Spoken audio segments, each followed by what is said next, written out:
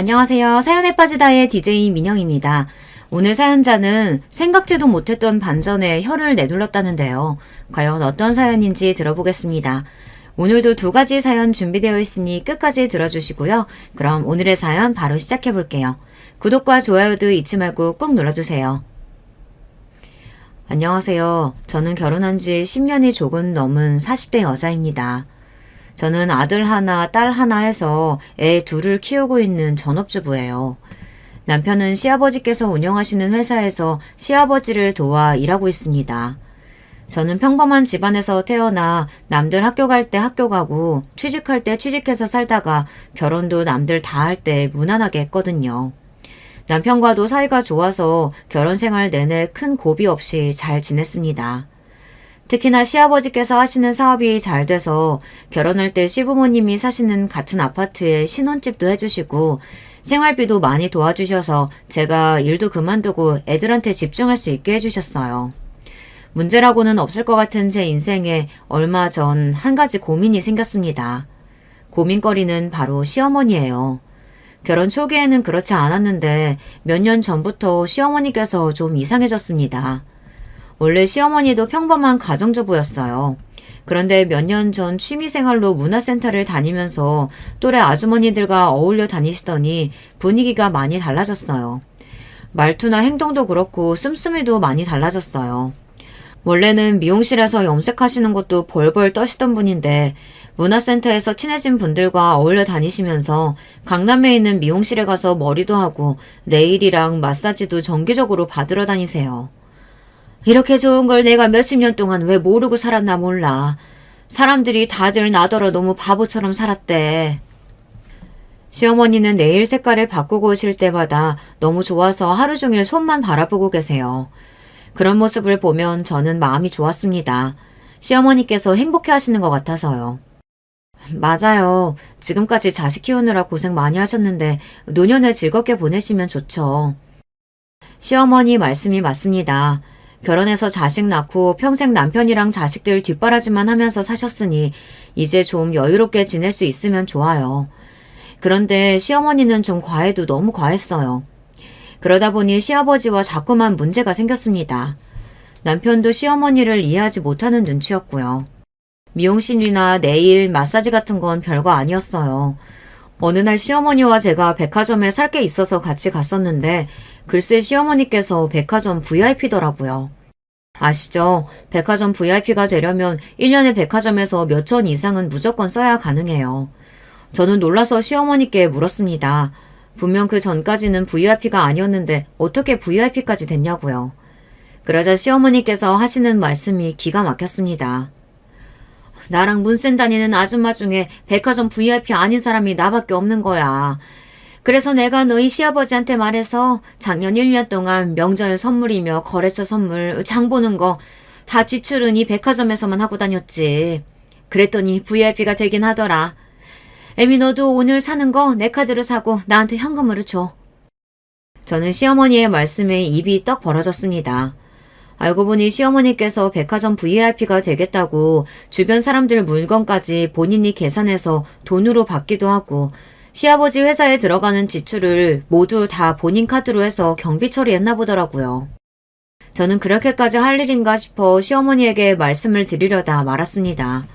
친정엄마도 아니고 괜한 싫은 소리 했다가 시어머니에게 또 무슨 소리를 들을까 싶어서요. 사실 시어머니랑 저는 잘 맞지 않아요.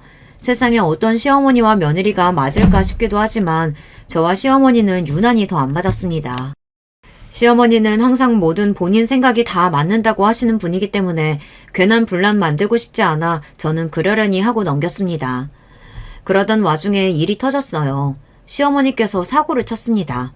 시어머니께서 본인이 산 명품 가방을 시아버지 회사에 경비 처리를 해버리는 바람에 큰일이 날 뻔한 적이 있었어요.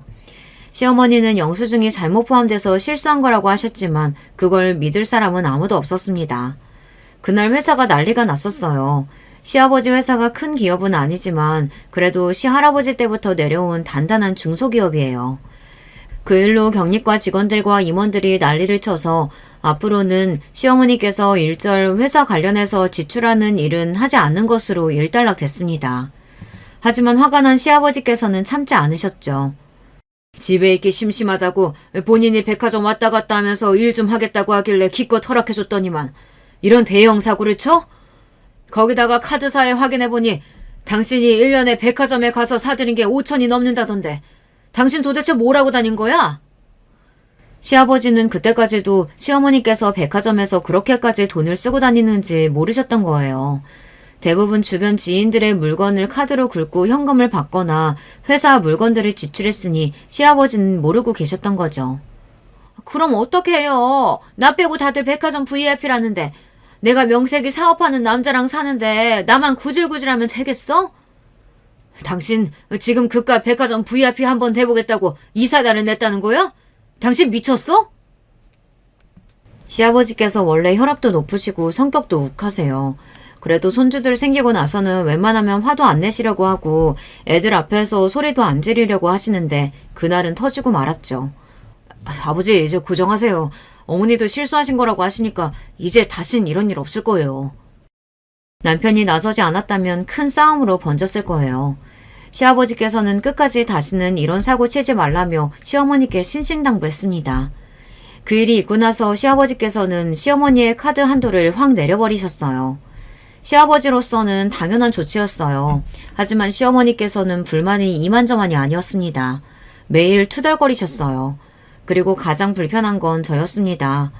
시어머니께서 본인 마음대로 돈을 못 쓰게 되시니 자꾸 같은 아파트에 사는 저를 불러내 전에 안 하시던 시집살이를 시키시더라고요. 어찌 보면 남들 다 하는 시집살이 뭐가 어렵냐고 할 수도 있지만 저희 시어머니는 유별나도 너무 유별나요.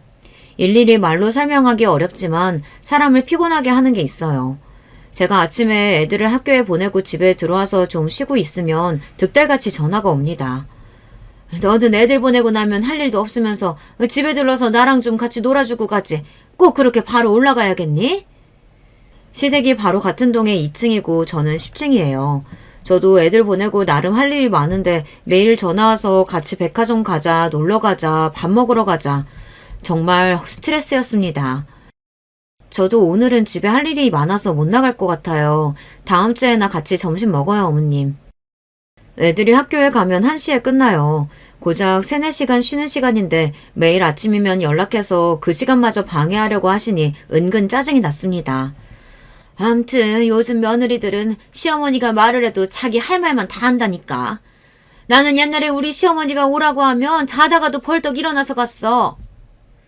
시어머니는 제가 무슨 5분 대기조라도 되는 것처럼 본인이 부르면 무조건 와야 했어요. 제가 일이라도 있다고 하면 버럭 짜증부터 냈습니다. 저는 결혼하고 나서야 소리 지르고 막말을 해야만 시집살이가 아니라는 걸 알았습니다. 저희 시어머니처럼 은근히 사람 피곤하게 하는 것도 시집살이더라고요. 그뿐만이 아니에요. 도와주는 것도 없으면서 듣기 싫은 잔소리는 얼마나 하는지 모릅니다. 시어머니는 툭하면 불쑥불쑥 우리 집에 오셨어요. 저 혼자 애들 밥 먹이고 간식 먹이고 학원 왔다 갔다 하느라 바쁜데도 굳이 오셔서 본인은 소파에 누워 손 하나 까딱 안 하고 제가 만들어주는 밥에 간식에 다 드시고 낮잠까지 주무시고 가셨습니다. 굳이 같은 동에 사시면서 말이죠. 너는 애들 먹는 건 좀 신경 써서 하지. 간식이라고는 매일 빵이랑 과자밖에 없니? 다른 엄마들은 좋은 것도 많이 만들어서 해주던데. 애들은 정수기 물 주지 말고 보리차 끓여주라니까. 애미 너는 시애미 말을 참 귀뚱으로도 안 들어. 매일 냉장고며 서랍장이며 마음대로 열어보시면서 괜한 꼬투리를 잡으며 사사건건 간섭했어요. 더군다나 더 웃긴 건 매일 오실 때마다 애들 보고 싶어서 왔다고 하시는데 애들한테는 관심도 없었다는 거예요. 애들이 뭘 좋아하는지 어디를 가는지 일절 물어보지도 않으시고 매일 저만 붙들고 하소연에 잔소리만 했다는 겁니다. 너희 시아버지는 언제 나가는지 언제 들어오는지 일절 말도 안 하시면서 본인이 들어오면 알아서 밥 나오고 나갈 때 알아서 밥이 나오는 줄 안다니까. 가만 보면 나를 아내가 아니라 무슨 식모 취급을 해. 시어머니의 하소연 중 90%는 시아버지 욕이었어요. 물론 시어머니도 얼마나 답답하면 저에게까지 그런 소리를 하실까 싶다가도 며느리인 제 입장에서는 시어머니께서 시아버지 욕을 할 때마다 어떻게 반응해야 할지 모르겠다는 겁니다. 아버님께서 워낙 무뚝뚝하시잖아요. 마음은 안 그러실 텐데 표현을 잘 못하시는 것 같아요. 애미 너는 내 덕분에 다정한 가정적인 남편이랑 살아서 모르는 거야. 요즘 여자들은 네 시아버지 같은 남자랑은 하루도 못 살걸? 아휴, 그런 남자랑 40년 넘게 살아왔다는 내가 스스로 대견하다 대견해. 시어머니는 당신이야 아무것도 안 하고 떠들기만 하니까 모르겠지만 저는 애들하고 정신없는 와중에 시어머니의 하소연까지 들어줘야 하니 너무 피곤했습니다. 시어머니가 집에 오셨다가 돌아가시면 저는 기가 쏙 빨려 몸에 힘이 하나도 없었어요. 주변에는 시댁이랑 같은 아파트에 산다고 하면 일이 생기거나 바쁠 때 시댁에 애들 맡길 수 있어서 좋겠다고 하지만 모르는 소리예요. 저희 시어머니는 혹여나 애들이 집에 올까 오히려 걱정합니다. 심지어 애들이 할머니 집에 가고 싶다고 졸라도 시어머니는 별로 좋아하지도 않아요. 할머니, 내일 쉬는 날이니까 오늘 할머니네 가서 자고 오면 안 돼요? 할머니네는 알마의자도 있고 돌침대도 있어서 좋은데. 애들이 시댁에 있는 돌침대에서 자는 걸 좋아해서 자주 가고 싶다고 했었는데 그럴 때마다 시어머니께서 안 된다고 하셨어요. 아이고, 멀쩡한 너희 집 놔두고 잠을 왜 할머니네 와서 자. 할머니 예민해서 누구랑 한 침대에서 못 자. 그래서 할아버지랑도 따로 자잖아. 그럼 잠은 집에 와서 자고 저녁까지만 좀 놀다 가면 안 돼요? 아유, 할머니 오늘 바빠. 네일 받으러 갔다가 마사지도 받아야 하고 요즘 자꾸 눈가에 주름이 생겨서 피부과도 가야 돼. 다음에 와, 다음에. 손주라고 많지도 않은데도 시어머니는 애들한테도 별로 관심이 없었어요. 오로지 본인 일에만 신경 썼어요. 네일아트에 마사지도 모자라 언제부턴가는 피부과에 필러나 주사까지 맞으러 다니시더라고요. 저는 오히려 시어머니가 바쁘면 더 좋았습니다. 우리 집에 자주 안 오시니까요. 거기다가 더 충격적이었던 건 내일 모레면 70인 할머니가 스포츠카를 끌고 다닌다는 겁니다. 물론 본인이 능력되고 운전 잘하시면 무슨 차를 타든 상관없죠. 하지만 시어머니는 가족들과 상의도 없이 일을 크게 벌리고 다녀요. 결혼 생활 내내 시어머니께서 사고를 치신 얘기만 해도 끝이 없습니다. 스포츠카를 사실 때도 그랬어요. 30대 때 운전면허를 따고 자식들 키우면서 10년 정도 운전하시다가 20년을 넘게 운전을 안 하셨어요. 그런데 뜬금없이 차를 예약했다고 하시더라고요. 나도 이제 좀 자유롭게 움직이고 싶어서 차 한 대 계약했으니까 당신이 계약금 좀 내요. 식구들끼리 모여 저녁 식사를 하는 자리에서 시어머니께서 시아버지에게 하신 말씀입니다. 함께 있던 저희 부부는 물론 시아버지도 놀라셔서 들고 있던 수저를 탁 소리가 나게 내려놓았어요. 20년도 넘게 운전대 안 잡은 사람이 그 나이에 운전을 어떻게 해? 그리고 차가 필요하면 내 차 같이 쓰면 되지. 당신이 무슨 돈이 있다고 차를 사? 시아버지는 자식들도 있으니 최대한 참고 이야기하셨지만 그 목소리에서 화가 그대로 느껴졌어요. 저와 남편은 슬금슬금 시부모님의 눈치를 살폈습니다. 이러다가 또 싸우실 것 같아서요. 돈이 없으니까 당신한테 계약금 내달라는 거 아니야. 내가 돈이 있으면 당신한테 얘기했겠어? 계약금은 그렇다 치고 나머지 돈은 어떻게 낼 건데? 설마 당신 나 모르게 숨겨둔 비상금이라도 있어? 비상금은 무슨... 당신이 나 못 믿는다고 카드만 하나 덜렁 주고 현금이라고는 구경도 안 시켜준 자가 언젠데. 내가 비상금이 어딨어. 당연히 나머지 돈은 당신이 내야지. 이 여자가 다 늙어서 갑자기 노망이 났나. 당신 마음대로 계약하고 오면 내가 알아서 다 해결해줘야 하는 거야? 시어머니의 당당함에 점점 시아버지의 목소리도 높아져 갔습니다. 내가 지금까지 당신이랑 40년 넘게 살면서 온갖 고생 다 했는데 고작 차 한 대 못 사줘? 난 죽기 전에 그 차는 한번 꼭 타보고 죽는 게 소원이니까 들어줘. 안 그러면 나도 당신이랑 안 살고 나가버릴 거야. 시어머니는 막무가내였어요. 이미 계약한 차니 안 사주면 집을 나가버리겠다고 하셨습니다. 아이고, 저 옆에 내가 드디어 정신이 나갔고만 나갔어. 시아버지는 머리가 아프다는 듯 연신 이마를 잡으셨어요. 저와 남편은 뭐라 말해야 할지 몰라 우물쭈물하고 있었습니다. 그로부터 몇 달 뒤 애들을 학교 보내고 집에 들어왔는데 시어머니에게 전화가 왔어요. 보여줄 게 있으니 잠깐 1층으로 내려와 보라고요. 저는 또 무슨 일인가 싶어 1층으로 내려갔습니다. 그런데 1층에 내려가자마자 제 눈앞에 펼쳐진 광경에 저는 입을 다물지 못했어요. 너무 놀라서요. 시아버지를 어떻게 설득하셨는지 시어머니께서는 정말 차를 사셨습니다. 그것도 보통 차가 아니라 1억이 넘는 스포츠카를 샀어요. 저는 놀라서 사고 싶다고 하신 차가 정말 이 차가 맞느냐고 시어머니께 몇 번이나 물었습니다. 아유, 너는 젊은 애가 뭘 이 정도 가지고 호들갑이니? 이 차 맞아. 내가 무슨 일이 있어도 죽기 전에 스포츠카는 무조건 한번 타보고 죽고 싶었어. 어때? 멋지지? 시승해줄 테니까 어서 타. 시어머니의 말씀에 저는 어안이 봉봉해져서 잠시 머뭇거렸습니다. 정말 시어머니께서 운전하는 차를 타야 하는 건가 싶기도 하고 이 차를 사는 걸 시아버지께서 허락을 하셨는지 그것도 믿기지 않았어요. 어머니, 이거 1억은 좋게 넘을 텐데 이 비싼 스포츠카 사는 걸 정말 아버님께서 허락하신 거예요? 그렇다니까. 내가 안 사주면 이혼하고 나간다고 난리쳤더니만 결국은 사주더라고. 시어머니께서 이혼 합의서에 도장까지 찍어 시아버지에게 보여줬답니다. 차를 안 사주면 정말로 이혼하겠다고 하셨대요. 평생 집에서 남편 뒷바라지만 하고 애들 키우며 산 보상이 고작 1억짜리 차보다도 못하냐고 펑펑 눈물까지 쏟으셨답니다. 그렇게 일주일을 아무것도 안 하고 방에만 있으면서 졸랐더니 시아버지도 결국은 두 손 두 발 드셨대요. 정말 운전 괜찮으시겠어요? 그냥 제가 운전할까요? 사실 저도 스포츠카는 타본 적이 없어서 운전하기 겁이 나긴 했지만 20년 만에 운전하는 시어머니의 차에 타는 게 더 무서워 제가 운전하겠다고 했습니다. 어머, 얘 봐라. 애미, 너도 내 차 끌고 싶어서 그러는구나? 아무리 그래도 내 차인데 내가 먼저 운전해봐야지. 잔말 말고 빨리 타. 우리 드라이브라도 갔다 오자. 그날이 제 인생에서 손에 꼽힐 정도로 인상 깊었던 날 중 하나였습니다.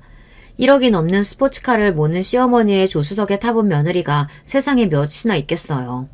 물론 30분 드라이브를 하는 동안 심장이 쿵 하고 내려앉을 뻔한 게 10번은 넘었지만 그래도 무사히 살아서 돌아오기는 했습니다. 시어머니께서 스포츠카를 끌고 다니기 시작하자 아파트 단지 내 우리 가족은 금세 연예인처럼 유명해졌어요. 애들 어른 할 거 없이 시어머니 차만 보면 다들 몰려들어서 질문하기 바빴습니다. 심지어 저희 애들 친구들까지 애들 할머니가 스포츠카를 끌고 다니는 걸 알게 돼서 집까지 놀러와서 직접 보고 싶다고 했어요. 그럴 때마다 저희 애들도 기분이 좋은지 친구들을 우르르 데리고 주차장에 가서 스포츠카를 보여줬습니다. 어떨 땐 시어머니까지 불러서 친구들을 차에 태워주기도 했어요. 우와, 너희 할머니 너무 멋지다.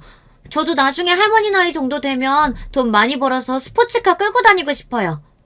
어머, 그래? 앞으로도 차 타고 싶으면 언제든 놀러와. 이 할머니가 태워줄게. 시어머니는 유명세를 즐기기 시작했습니다. 한 번은 이런 적도 있었어요. 저와 시어머니가 백화점에서 장을 보고 들어오는데 웬 아저씨가 말을 걸었습니다. 201호시죠? 안녕하세요. 저 얼마 전에 옆집에 이사 온 사람이에요. 아유, 주차장에서 이 스포츠카 볼 때마다 누구 차일까 궁금했었는데 이렇게 멋진 분 차일 줄은 생각도 못했네요. 시부모님 댁 옆집에 새로 이사 오신 분이라는데 역시나 시어머니 차에 관심이 많으시더라고요. 앞에서 보고 뒤에서 보고 연신 감탄을 금치 못했어요. 거기다가 저희 시어머니의 외모까지 칭찬하면서 친한 척을 하시더라고요. 어머, 사람 보실 줄 아시네요. 안목 있으신 분이 저희 옆집으로 이사 오셨다고 하니 너무 기분이 좋네요. 옆집 아저씨의 말발에 홀딱 넘어간 시어머니는 입까지 가리고 웃으며 연신 수다를 떨었어요. 듣다 저는 아이들 학교 시간이 돼서 먼저 인사를 하고 올라와 버렸습니다. 시어머니는 그전에도 자기 자신 말고 다른 사람에게는 일절 관심이 없기는 했어요. 남편에게 듣기로 시어머니는 평생 가정주부로 살긴 했지만 일반적으로 사람들이 생각하는 가정주부와는 좀 달랐다고 했습니다. 시어머니 본인 입으로는 평생 남편 뒷바라지 하면서 자식들 키우느라 자신의 인생은 희생하며 살았다고 하셨지만 실상은 그렇지가 않았어요. 남편은 결혼 전까지 30년 넘게 아침밥이라는 걸 먹어본 적이 없다고 했습니다. 시아버지도 마찬가지고요. 더군다나 시아버지께서 코를 고신다는 이유로 시어머니는 남편이 아주 어릴 때부터 시아버지와 각방을 썼답니다. 지금까지도 시어머니는 항상 당신이 불면증이 심해 잠을 못 자니 본인이 일어날 때까지 절대 깨우지 말라고 하세요. 명절날 애들이 와도 본인이 피곤하면 절대 방 밖으로 나오지를 않으셨어요. 거기다가 집안에 무슨 일이 있어도 본인이 약속이 있거나 여행 계획이 있으면 항상 전화 남편에게 다 떠넘기고 본인은 본인 계획대로 하셨죠. 그 정도가 어느 정도냐면 남편에게 여동생이 하나 있어요. 저에게는 시누이죠. 어릴 때 미국으로 유학 갔다 취직도 미국에서 하고 미국 남자와 결혼해서 현재 미국에 살아요. 그런데 최근 그 시누이가 아이를 낳았습니다. 사실 시누이가 아이를 낳았을 때도 저는 신기하긴 했어요. 원래 첫 아이를 출산할 때 제일 많이 생각나는 게 친정엄마잖아요. 저는 임신했을 때부터 너무 무섭고 걱정돼서 하루가 멀다 하고 친정에 가 있었었는데 시누이는 임신하고 아이를 낳을 때까지 한 번도 한국에 들어오질 않았어요.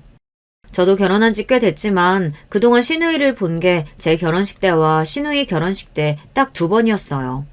자주 왕래를 안 하기는 한 거죠. 막연하게나마 시누이도 어릴 때 미국으로 유학 가서 한국보다는 미국이 훨씬 편해서 그런가 보다 했는데 그게 아니더군요. 시누이도 나름 시어머니에게 쌓인 게 많은 것 같더라고요. 결국은 시아버지께서 손주가 보고 싶다고 여러 번 시누이에게 연락했는데도 시누이가 한국에 들어오지 않았어요. 그러자 한 번은 시아버지께서 직접 미국에 가서 손주를 보고 오셨어요. 그로부터 얼마 뒤 시누이가 애를 낳은 지 10개월이 지나고 나서야 시누이는 한국에 들어왔습니다. 시아버지께서 그래도 가족들끼리 돌잔치는 해야 하지 않느냐 설득한 덕분에 들어왔나 보더라고요. 그런데 문제는 역시나 시어머니였습니다.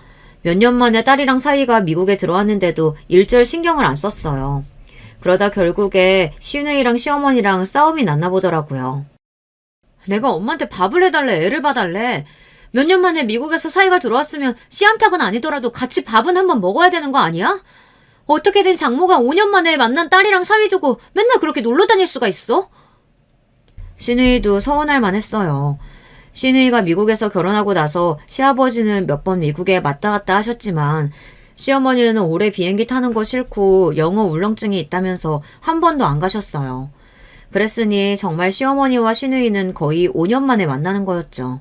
그런데 시어머니는 이제가 10개월 된 손주를 데리고 미국에서 나온 딸 부부를 두고 매일 약속 있다고 나가버렸나 보더라고요. 시누이도 한국에 들어온 게 오랜만이라 많은 게 낯설고 어색한데 며칠을 집에만 있었던 거죠. 다 클 때까지 키워주고 먹여줬으면 됐지. 결혼까지 한 자식을 내가 뭘 더 해줘야 돼. 엄마도 엄마 인생 있어. 너희 같다고 너희 오기 전에 잡아둔 내 약속까지 다 취소할 순 없잖아. 누가 보면 엄마가 나나 오빠를 애지중지 키운 줄 알겠네. 말은 바로 해야지. 엄마가 날 키워주고 먹여주긴 언제 그랬다 그래. 나 10살 되자마자 미국 보내놓고 방학 때 한국 들어오면 매번 기차 타고 영어 캠프나 걸스카우트 이런 데 돈만 주고 다 보냈잖아. 어릴 적 있었던 남편의 이야기를 들었을 때도 남편이 안쓰럽다고 생각했었는데 시누이의 이야기를 듣고 보니 시어머니가 모성애가 많이 부족한 사람이긴 한 것 같더라고요. 남편이고 시누이고 시어머니 배 아파서 낳은 친자식인데 같은 엄마로서 이해가 되지 않을 정도로 시어머니는 자식들을 사랑하는 법을 모르시는 분 같았어요. 됐어. 내가 엄마한테 뭘 바라겠어. 그냥 나가. 나도 아빠 봐서 한국에 있는 동안은 여기 있으려고 했는데 안 되겠다. 그냥 호텔로 갈게. 시누이는 참다 안 되겠는지 그냥 호텔에서 지내겠다고 했나 봐요. 그런데 그 일로 괜히 저에게까지 불통이 튀었습니다. 자식이라면 애지중지하시는 시아버지께서 시누이가 호텔로 간다는 이야기를 듣고 가만히 계실 리가 없었어요. 시어머니에게 난리를 치셨나 보더라고요. 이 예편네가 내가 지금까지 자식들 봐서 봐주고 사니까 아주 염치가 없지? 당신이 이혼하자 어쩌자 할 때마다 내가 그냥 참고 넘어가 준 거 당신이 좋아서 그런 줄 알아? 당신 내 말 똑똑히 들어. 우리 수정이랑 사위랑 집 나가서 호텔에서 지내는 날에는 이번엔 내가 당신하고 이혼할 거니까 그런 줄 알아. 시아버지께서 이제부터 절대 시어머니를 봐주지 않겠다고 선전포고를 하셨나 봐요. 다 늙어서까지 이런 식으로 가정에 소홀하게 굴면 카드고 뭐고 다 뺏고 쫓아내겠다고까지 하셨답니다. 카드를 뺏겠다는 시아버지의 말씀에 시어머니도 시겁하기는 했는지 더 이야기하지 않고 깨갱하셨답니다. 그래도 시어머니가 최소한 양심은 있으신지 하루 이틀은 안 나가고 댁에 계시며 시누이를 챙기긴 하셨나 보더라고요. 그런데 사람이 어디 변하나요? 며칠 얌전히 계시는 척 하더니만 며칠도 못 버티고 결국은 저에게 전화를 했어요. 너는 며느리라는 애가 시누이가 미국에서 5년 만에 들어왔는데 어쩜 그렇게 신경을 안 쓸 수가 있니? 내가 바빠서 그러니까 네가 좀 와서 애들 밥도 좀 차려주고 데리고 나가서 과일이라도 좀 해줘. 명색이 맏며느리가 있는데 다 늙은 내가 애들 시중 들어야겠니? 시어머니는 말도 안 되는 소리를 해댔습니다. 저더러 시누이 밥을 챙기고 가이드를 하라네요. 물론 저도 오랜만에 만난 시누이가 반가워서 남편이랑 나름 챙긴다고 챙겼어요. 시어머니가 집에 안 계실 때 집에 몇 번 초대해서 같이 밥도 먹고 영화도 보고는 했습니다. 그런데 시어머니가 저런 식으로 이야기하시니 기분이 상하더군요. 하지만 평소 시어머니 성격을 워낙 잘 아는 저로서는 그 정도 말로는 화도 나지 않았어요. 그냥 그러려니 했습니다. 하지만 그래도 시누이를 위해서 가만히 있을 수는 없었어요. 저야 당연히 가족으로서 알아서 잘 챙기고 있죠. 제가 아무리 잘해도 엄마가 해주는 거랑 같나요? 몇 년 만에 한국에 온 건데 어머님이 좀 챙겨주셔야죠. 아버님도 그러라고 어머니 카드 아직 그대로 주신 거잖아요. 시아버지께서 하신 이야기를 뻔히 다 아는데 괜히 저에게 코트리를 잡으시니 얄미워서 더 한마디 했습니다. 어머 애미, 네가 뭘 안다고 훈수를 두니 훈수는. 내일은 내가 알아서 하니까 너는 신경 꺼. 저도 혹여나 아버님께서 정말 화나셔서 어머님 카드도 뺏고 이혼까지 하신다고 할까봐 걱정돼서 그러죠. 뭐? 이혼? 네가 네 시아버지에 대해 잘 모르나 본데 말은 저렇게 못되게 해도 그 인간 나 없으면 못 살아. 우리 부부 일은 내가 더 잘하니까 애미 너는 네 일이나 알아서 해라. 시어머니는 곧 죽어도 본인이 잘났다고 큰 소리를 치시는데 참 양심도 없고 뻔뻔해 보였습니다. 결국은 시누이가 돌잔치를 끝내고 미국에 돌아갈 때까지 별반 달라진 거 없이 본인 할 일만 하고 다니셨어요. 심지어 최근에 모임도 별로 안 나가고 쇼핑도 덜 하시는 것 같은데 도대체 어디를 그렇게 싸돌아다니는지 모르겠더라고요. 원래라면 항상 쇼핑 갈 때마다 저를 불러냈었는데 최근 몇 개월 동안은 저에게도 연락이 없었어요. 저야 시어머니에게 시달리지 않으니 좋기는 했지만 시어머니의 행방이 묘연하니 또 무슨 사고를 치는 건 아닌가 걱정됐습니다. 그러던 어느 날이었어요. 몇 주 전부터 남편 말이 시아버지께서 영 컨디션이 좋지 않다고 했었는데 결국은 일이 터졌습니다. 시아버지께서 한 번도 그런 적이 없으셨는데 영 몸이 좋지 않으시다면서 집에서 며칠 쉬겠다고 하셨대요. 병원에 가서 이것저것 검사도 했는데 별 문제 없다고 해서 며칠 집에서 쉬셨습니다. 저와 남편은 그런 시아버지가 걱정돼서 틈만 나면 시댁에 들러 시아버지를 지켜봤습니다. 식사도 영 못하시길래 시아버지께서 좋아하시는 음식들도 사다 드리고 반찬도 해드렸어요. 시누이 때는 어떻게든 시아버지의 눈을 피해 싸돌아다니시던 시어머니께서 시아버지께서 집에 계시니 꼼짝을 못하시나 보더라고요. 아니나 다를까 시아버지께서 댁에서 쉬신 지 일주일 만에 시어머니에게 쪼르르 전화가 걸려왔습니다. 아프면 병원에 입원을 하지. 사람 꼼짝도 못하게 왜 집에 있겠다는 거야. 아유, 밥 챙겨주기 귀찮고 깝깝해 죽겠다. 며느리인 저도 시아버지가 걱정돼 죽겠는데 시어머니는 전혀 그런 마음이 없으신지 그 와중에도 시어머니는 본인 걱정만 하시며 시아버지 험담만 하며 하소연을 했어요. 저는 그런 시어머니가 이해되지 않았습니다. 부부를 산 세월이 40년이 넘었으니 애틋하지는 않아도 함께 나이 들어가는 처지에 배우자가 아프다고 하면 안쓰럽고 걱정될 것 같은데 저희 시어머니는 시아버지가 마냥 귀찮기만 하신가 봐요. 그래도 병원에서 아무 문제 없다고 하니까 다행이죠 뭐. 필요하거나 드시고 싶으신 거 있으시면 말씀하세요. 제가 해다 드릴게요. 저는 시어머니의 하소연을 더는 들어드리고 싶지 않아 애써 말을 바꿨습니다. 그러자 시어머니는 그게 또 거슬렸는지 괜히 저에게 투덜거렸어요. 그렇게 시아버지 걱정되면 며느리인 애미 네가 좀 데려다가 챙겨 먹이고 돌봐. 나도 이제 늙어서 더는 못해 먹겠으니까. 왜 말이 그리로 튀는 줄 모르겠지만 시어머니는 뜬금없이 저에게 짜증내며 그렇게 시아버지가 걱정되면 저더러 챙기라고 하셨어요. 저는 시어머니의 말에 기가 차서 어이가 없더군요. 평소에는 피부과에서 주사 맞고 나올 때마다 사람들이 자기 나이로는 절대 안 본다고 자기 자랑을 하면서 본인 귀찮을 때만 항상 나이가 들었다는 둥 늙었다는 둥 그래요. 시어머니지만 하는 짓이 얄미워도 너무 얄미워요. 어머님은 아버님이 걱정도 안 되시나 봐요. 저 같으면 그 연세에 나가서 일하시는 것만 해도 대단하다고 걱정해 줄 것 같은데. 웬만해서는 시어머니 말씀에 토를 달지는 않지만 그날은 저도 기분이 상해서 마음에 담아뒀던 말을 애써 좋게 이야기했어요. 사실 시아버지 아니면 아무것도 못하시는 건 시어머니면서 항상 만족하지 못하고 궁시렁거리기만 하는 시어머니가 꼴보기 싫었습니다. 스포츠카 사고 카드 펑펑 쓰면서 시아버지 돈 쓰는 건 당연하게 여기면서 이제와 시아버지께서 아프다고 하시니 시어머니께서 귀찮아하시는 게 며느리로서는 보기 좋지 않았어요. 역시나 제 말에 기분이 상한 시어머니는 당신의 편을 들어주지 않는 제가 원망스럽다는 듯 쏘아보았습니다. 암튼 이놈의 집구석에는 내 편이라고는 없다니까. 아들놈이나 며느리나 다 똑같아. 이러니 내가 집에 마음을 못 붙이고 밖으로만 도는 거지. 시어머니는 말 같지도 않은 핑계를 대며 버럭 소리를 내지르고 전화를 끊어버렸습니다. 아마 남편에게도 연락했는데 남편도 시어머니의 하소연을 안 받아줬나 보더라고요. 시어머니의 버럭하시는 소리에 저는 괜한 소리를 했나 싶기도 했지만 시어머니의 투정을 한 번 받아줬다간 한도 끝도 없이 들어줘야 하는 걸 보니 저로서는 어쩔 수 없었습니다. 그로부터 며칠 뒤 믿기지 않는 일이 벌어졌습니다. 글쎄 시아버지께서 갑자기 쓰러지셨대요. 저와 남편은 너무 놀라서 시아버지께서 입원하셨다는 병원으로 급하게 달려갔습니다.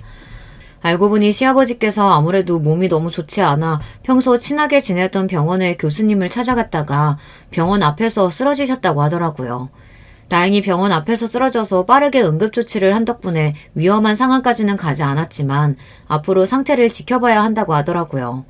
저와 남편은 도대체 무슨 병이길래 그렇게 갑자기 쓰러질 수가 있는 거냐고 연신 물었습니다.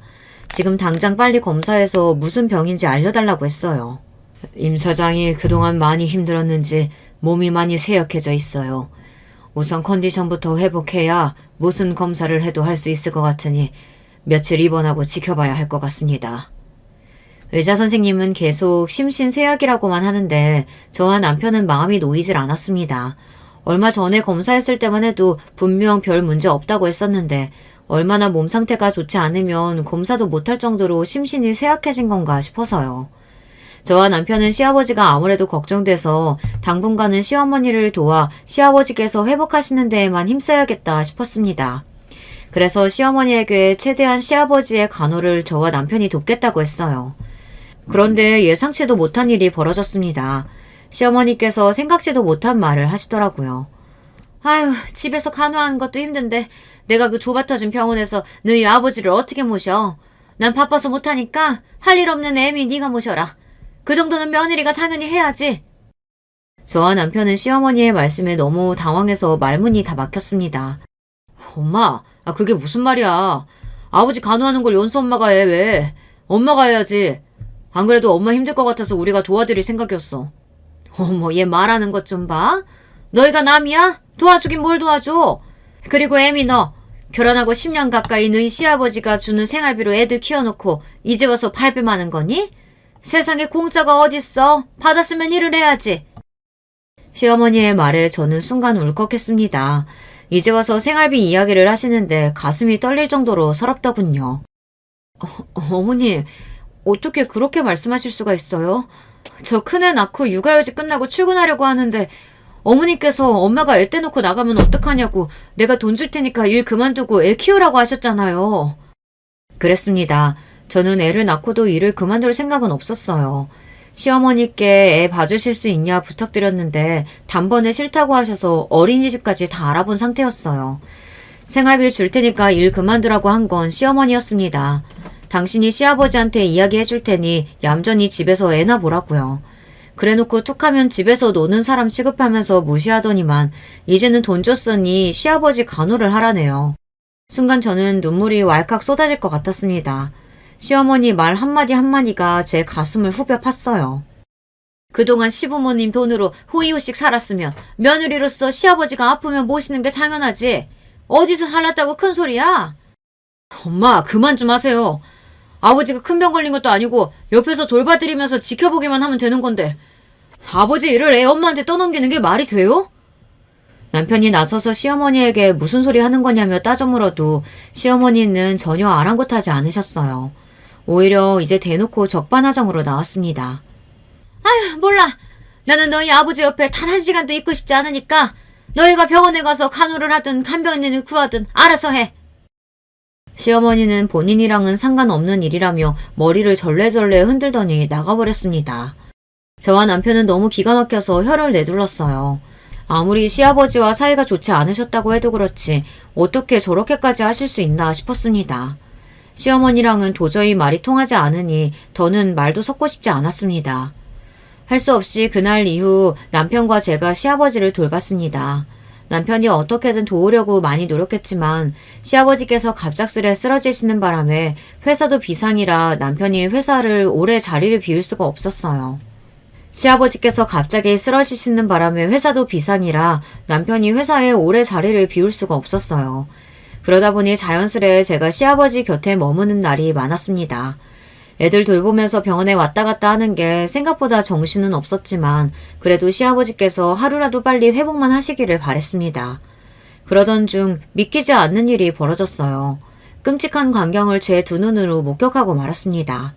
근처에 일이 있어서 나갔다가 들어오는데 익숙한 차 한 대를 보고 말았습니다. 그것도 그 차가 절대 들어가서는 안 되는 장소로 들어가는 걸 보고 말았죠. 글쎄 시어머니의 그 요란한 스포츠카가 모텔 주차장으로 들어가는 걸 목격했습니다. 저는 제가 잘못 봤다고 믿고 싶었습니다.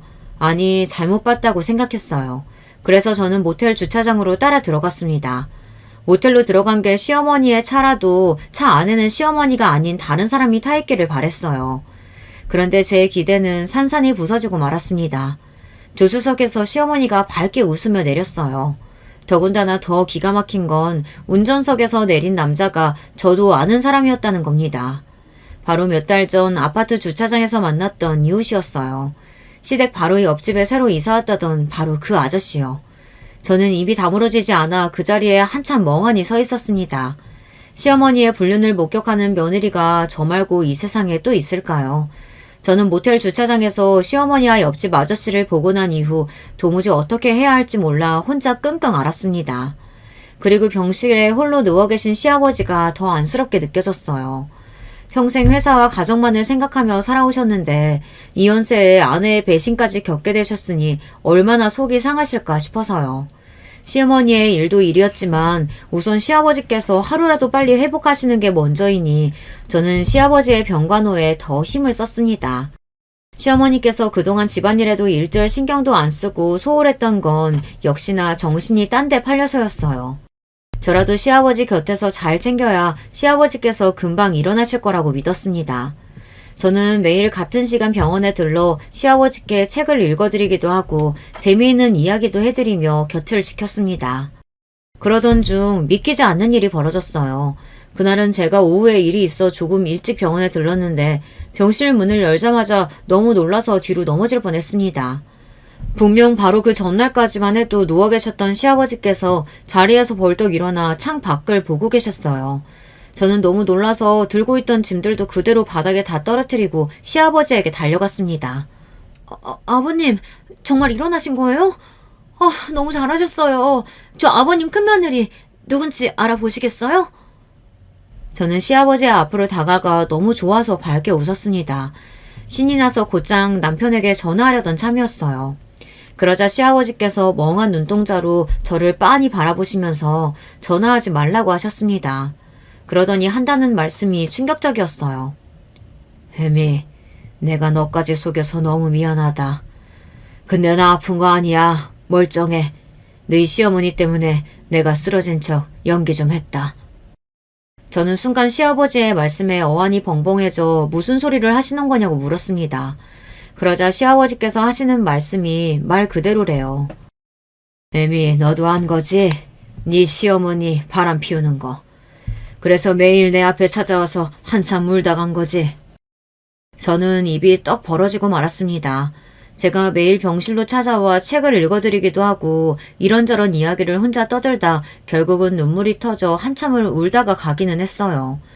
그런 모습을 시아버지께서 다 보고 계셨다는 것도 놀라웠고 시어머니의 일을 알고 계셨다는 것도 저는 가슴이 철렁 내려앉는 것만 같았습니다. 그런 끔찍한 일을 시아버지 혼자 알고 계셨으니 얼마나 힘드셨을까 싶어서요. 아버님도 알고 계셨던 거예요? 얼마나 놀라셨어요.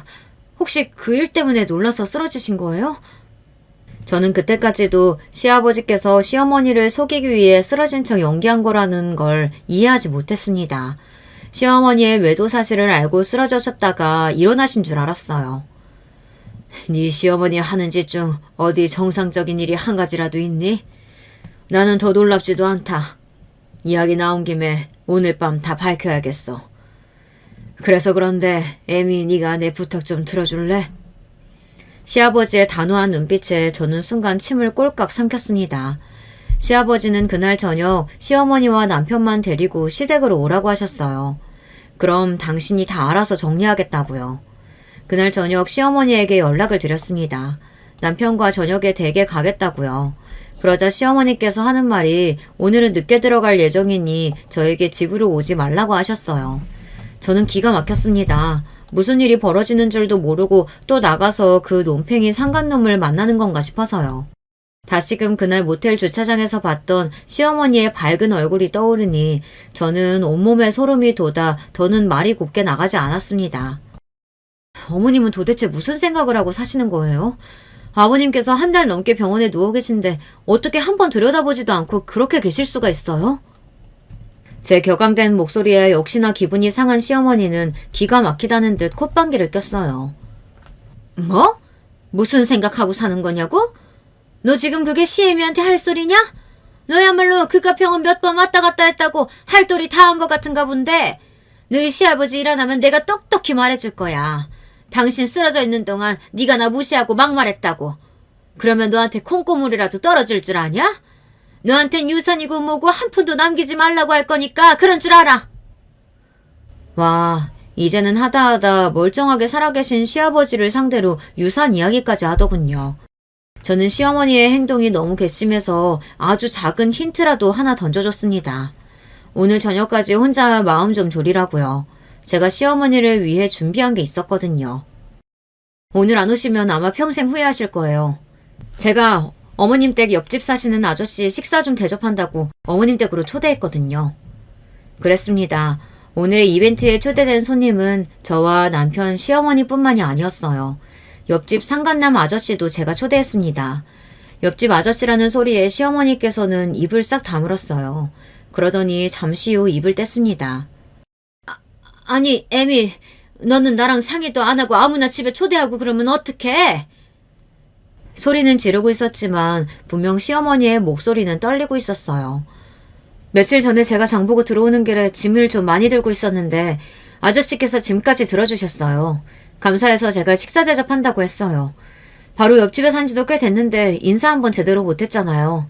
음식 준비는 제가 알아서 할 테니까 어머님은 시간 맞춰서 오세요. 그랬습니다. 제가 일부러 며칠 전부터 동네에서 그 상간한 아저씨와 마주칠 때마다 인사를 하고 말을 걸었어요. 그러고는 자연스레 집에 초대를 했습니다. 그리고 대망의 저녁이 됐어요. 저와 남편은 시댁에서 간단히 식사 준비를 하고 손님들을 기다렸습니다. 시어머니는 웬일로 나가지도 않고 집에서 얌전히 기다리고 계시더라고요. 집안에 아픈 사람이 있는데 굳이 집에 초대해서 밥을 먹는 게 맞는 일인지 모르겠다. 네 시아버지 나중에 알게 되시면 기분 나빠할 거야. 많이 당황하긴 하셨는지 웬일로 시어머니 입에서 맞는 말이 나오더라고요. 저는 웃음이 절로 나왔습니다. 저는 애써 더 밝게 미소를 지어 보이며 시아버지도 이해하실 거라고 하곤 상을 마저 차렸습니다. 그런데 식탁으로 다가온 시어머니께서 뭔가 이상하다는 듯 미간을 구겼어요. 근데 상을 왜 이렇게 많이 차려? 애들은 친정에 보냈다더니 애들도 오는 거니? 제가 접시랑 수저 세트를 6개나 놓았더니 시어머니는 의아하다는 듯 했어요. 그때였습니다. 내가 손님 좀 모시고 오기로 해서 얘가 아마 여유롭게 준비했을 거야. 아니, 당신 언제 일어난 거야? 그리고 옆에 그 여잔 누구야? 시아버지께서 나이가 지긋하신 여성분을 한 분 모시고 집에 들어왔어요. 그리고 잠시 후 대망의 주인공도 도착했습니다. 시아버지께서 일부러 열어둔 현관문을 열고 옆집 상간남이 실례합니다 라고 외치며 들어왔습니다. 그때였어요. 더 기가 막힌 일이 벌어졌습니다. 여보, 당신이 여기 어떻게 영국에 있는 거 아니었어? 여보? 아니 이혼했다더니 아이고 내가 지금 무슨 소리라는 거야. 가관도 이런 가관이 없었습니다. 시어머니는 상간남이 이혼남인 줄 알았나 보더라고요. 잠시 뒤 분위기는 엉망이 됐어요. 이 여편 내가 다 늙어 쭈구리 주제에 내 남편을 꼬셔? 너 오늘 내 손에 죽어봐라. 시아버지께서 모시고 온 여자분은 다름 아닌 옆집 상간남의 아내였습니다. 상간남의 아내는 외국에서 사는 딸이 아이를 낳아 몇 개월 외국에 나가 있었는데요. 그 사이 남편이 저희 시어머니랑 바람이 난 거예요. 아주머니는 곧장 시어머니에게 달려들어 머리채를 잡고 흔들었습니다. 여보 그만해. 남의 집에서 무식하게 뭐 하는 거야? 무식? 그래, 너희 오늘 잘 걸렸다. 내가 진짜 무식한 게 뭔지 보여줄게. 그 이후부터는 제가 차려놓은 음식이 졸지에 무기가 돼서 시어머니의 머리와 입안으로 무자비하게 던져졌습니다. 옆집 아저씨의 아내께서는 굉장히 성격이 화끈하셨어요. 반면 시어머니는 머리채를 잡힌 채 꼼짝도 못하고 여기저기 휘둘리며 바닥을 뒹굴었습니다. 시아버지는 그 모습을 혀를 차며 바라보셨어요. 그랬습니다. 시아버지는 쓰러지신 채 병원에 계시면서 변호사들을 시켜 철저하게 이혼 준비를 하고 계셨어요. 그동안 시어머니와 상간남매 불륜 증거를 다 찾아 이미 소장까지 내셨나 보더라고요. 그날 저녁 이벤트는 아무래도 시어머니와 그냥 이혼하기엔 속이 풀리지 않아 준비하신 거였어요. 그로부터 얼마 뒤 시아버지와 시어머니는 이혼했습니다. 시어머니는 재산은커녕 카드 한 장까지도 다 뺏기고 집에서 쫓겨났습니다. 얼마 전 시어머니께서 시누이에게 미국으로 가면 안 되느냐고 연락을 했다네요. 시누이는 당연히 싫다고 거절했고 제가 알기로는 어디 식당에서 먹고 자며 일을 한다는 것 같더라고요. 시어머니가 한 채씩 밉고 기가 막히지만 집도 절도 없이 사는 게 좀 안타까워요. 저는 남편에게 월세라도 얻어드려야 하는 거 아니냐고 했지만 남편은 그럴 생각 없다고 했어요. 다 어머니의 업보이니 그냥 주라고요. 시어머니는 비빌 언덕이라고는 없으니 가끔 저에게 연락이 와요. 너무 힘들다고요. 그럴 때마다 안쓰러워서 제가 조금씩 돈이라도 좀 보내드렸어요. 사실 저는 고민이에요. 사람이 한 짓은 밉지만 그래도 저희 애들 할머니인데 식당 옆에 단칸방에서 사신다는 말을 들으니 제가 월세 보증금이라도 보내드려야 하는 거 아닌가 마음이 쓰입니다. 여러분 생각은 어떠세요? 시어머니와 시아버지가 헤어지긴 하셨지만 정말 저렇게 두는 게 맞을까요?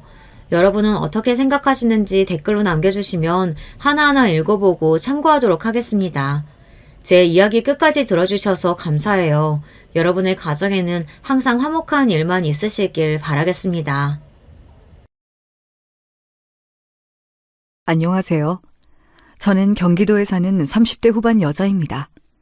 요즘 날씨가 매우 더워졌어요. 확실히 봄이 지나고 여름이 오는 게 느껴집니다. 저는 어렸을 때부터 여름을 별로 좋아하는 편이 아니었어요. 지금은 그래도 괜찮은데 어릴 때는 여름이 오면 괜히 짜증이 나곤 했습니다. 이유 없이 그런 것은 아니었고 다 이유는 있었어요. 왜냐하면 아빠 때문이었거든요. 우리 아빠는 흔히 말하는 깡패였습니다. 여러분, 깡패라는 단어를 들으시면 무엇이 생각나세요? 혹시 문신이 생각나지 않으세요? 용이나 잉어가 등짝에 있는 모습과 팔이 문신으로 현란하게 덮인 모습이 상상되시죠? 우리 아빠가 바로 그런 전형적인 깡패 모습이었어요. 놀라운 것은 아빠는 엄마와 결혼하기 전에는 깡패가 아니었다고 합니다. 그냥 평범하게 동네 시장에서 정육점을 운영하던 사람이었대요. 그런데 결혼하고 저를 낳고 갑자기 도박을 시작하게 되었다고 합니다. 도박하며 돈이 부족하니까 정육점을 담보로 대출을 받았대요. 그 과정에서 은행에서 대출이 나오지 않자 사채를 쓰게 되었고 갚지 못해서 또 사채를 쓰고 반복하다 아예 본인이 깡패가 되었다고 합니다. 이 모든 게 제가 학교에 들어가기 전에 이루어진 일이에요. 아빠가 이렇게 추락하는 과정을 다 지켜본 친할아버지는 충격에 쓰러지셔서 병원에 꽤 오래 누워 계셨죠. 아무튼 제가 여름을 싫어하는 이유는 바로 아빠의 겉모습 때문이었습니다. 차라리 몸집이라도 작던가 아빠는 풍채까지 컸어요. 남들보다 머리 하나는 더 큰 모습과 깍두기 머리를 보면 문신이 아니더라도 충분히 적어도 운동하는 사람이라고 유추하는 것이 가능했죠. 야, 너희 아빠 깡패야? 우리 엄마가 너희 아빠 깡패라고 너랑 놀지 말래. 나 그럼 너희 집에 못 가? 응. 야, 우리 주연이 빼고 우리 집에 가자. 엄마가 떡볶이 만들어준다고 했어. 다들 우리 집에 가자. 아빠 덕분에 저는 학창시절에 친구가 한 명도 없었어요. 어렸을 때는 엄마들이 저랑 놀지 말라고 해서 없었다면 고등학교 때는 아빠가 학교 앞으로 직접 찾아와서 친구가 한 명도 없었습니다.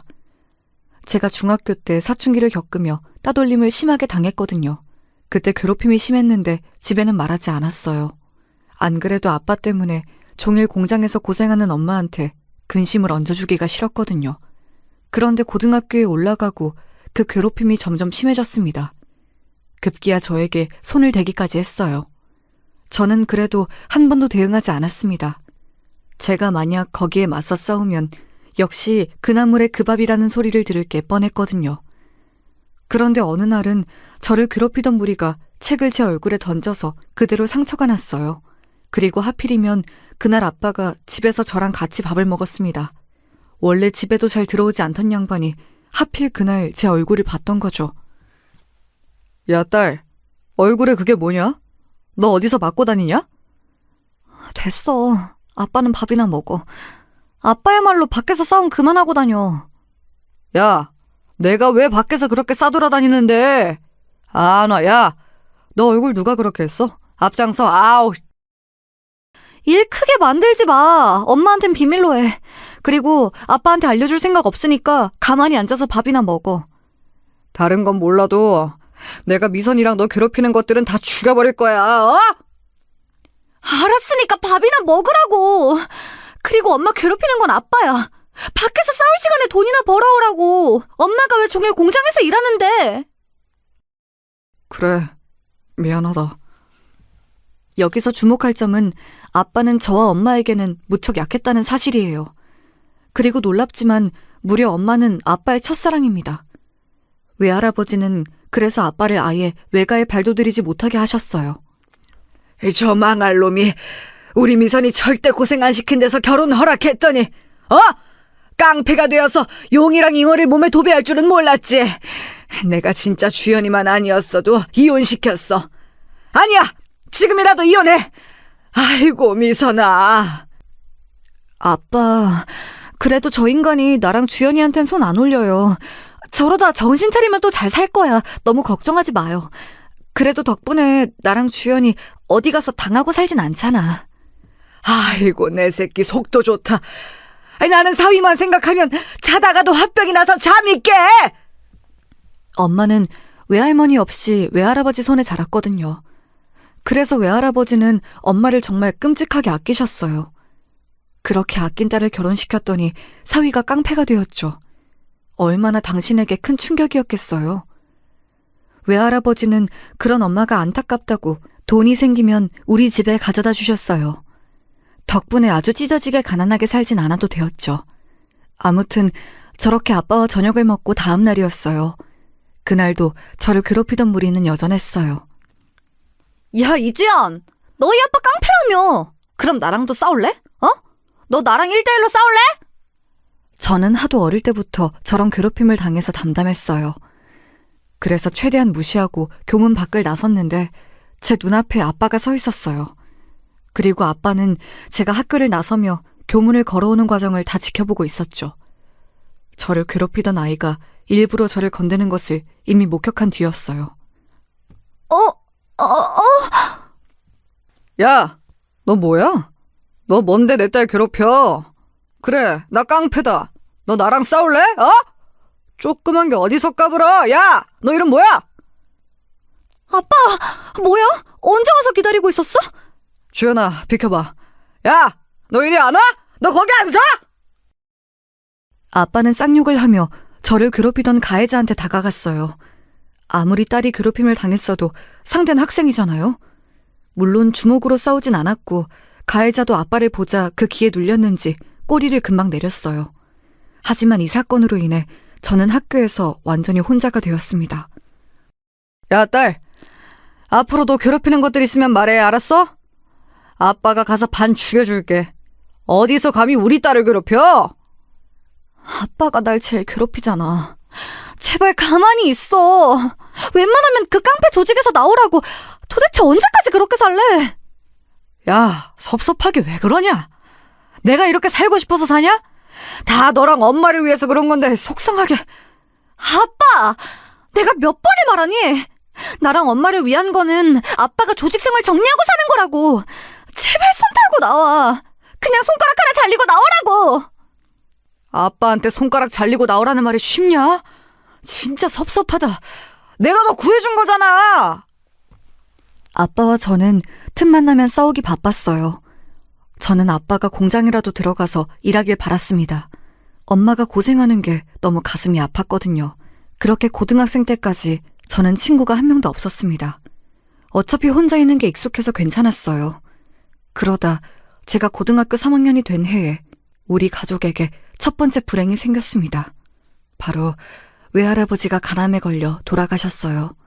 병원에서 발견했을 때는 이미 너무 늦어서 쓰러지고 거의 바로 하늘로 가셨습니다. 아빠, 어떡해, 아빠! 이렇게 가면 어떡해! 엄마는 외할아버지의 죽음 때문에 정말 많이 슬퍼하셨어요. 외할아버지가 저도 무척 예뻐하셔서 저도 상당히 힘든 시간을 보냈습니다. 외할아버지의 죽음은 우리 가족에게 상당히 큰 불행을 가져왔어요. 가장 먼저 경제적으로 더 힘들어졌습니다. 외할아버지가 그래도 엄마를 생각해서 다달이 돈을 보내주셨거든요. 그런데 이제 그럴 수가 없었죠. 그렇다고 남긴 유산이 많은 편도 아니었어요. 그리고 무엇보다 엄마가 너무 슬퍼하셨어요. 유일한 버팀목이던 외할아버지가 하늘로 가셨으니 더 버티기 힘들다고 판단하셨나 봐요. 엄마는 공장에도 한동안 나가지 못하셨어요. 그러니 자연스럽게 우리 집은 수입이 하나도 없게 되었습니다. 그때는 제가 아직 학생이라서 나가서 돈을 벌지도 못했어요. 아니, 내가 봐주는 것도 한두 번이지. 이건 심하잖아요. 어? 돈을 몇 개월을 밀렸냐고. 이래도 되는 거야? 내가 땅 파서 세 주느냐고. 아, 드린다고. 아저씨, 내가 안 주겠다는 거 아니잖아. 준다고. 조금만 기다려달라는데 왜 그래? 이 사람이 어디서 큰 소리야? 여보, 경찰 불러. 월세를 몇 달을 밀린 집이 지금 어디서 큰 소리냐고. 내가 당신네 집안 깡패집인 줄 알았으면 애초에 안 받았지. 아, 내가 깡패짓해서 당신네 집한테 피해 준 거 있어? 내가 나가서 싸워도 여기 동네에 피해 안 주려고 얼마나 했었는데. 막말로 당신 가게 지금 깡패들한테 삥 안 뜯기는 거 나 덕분인 거 몰라? 알면서 왜 이래? 아이, 그럼 깡패한테 제가 다른 깡패한테 돈 안 뜯기게 해주셔서 정말 감사합니다 뭐 이렇게 말해야 돼? 다 필요 없어, 이 사람아. 돈이나 내놔. 집주인 아저씨는 급기야 현관 옆에 있던 방망이를 들어 아빠와 싸우기 시작했어요. 아무리 말려도 듣지 않던 두 남자는 결국 경찰서까지 가게 되었죠. 진지하게 고소하니 뭐니 하다 엄마가 결국 집주인 아주머니에게 무릎을 꿇고 빌어서 겨우 빠져나오게 되었답니다. 나 진짜 이제 힘들어. 당신이 이렇게 동네 창피하게 사고 칠 때마다 얼굴을 못 들고 다니겠어. 내가 주연이 데리고 시장에 가면 사람들이 얼마나 수군거리는지 알아? 미안하다. 내가 진짜 너랑 주연이 둘 고생 안 시키려고 그랬는데 이렇게 됐다. 미안하다. 할 말이 없어. 너무 미안해. 나가서 돈이라도 벌어, 제발. 나도 이제 못 참아. 내가 당신하고 어릴 때 만난 정 때문에 이렇게 버티고 버티는데 이제 한계야.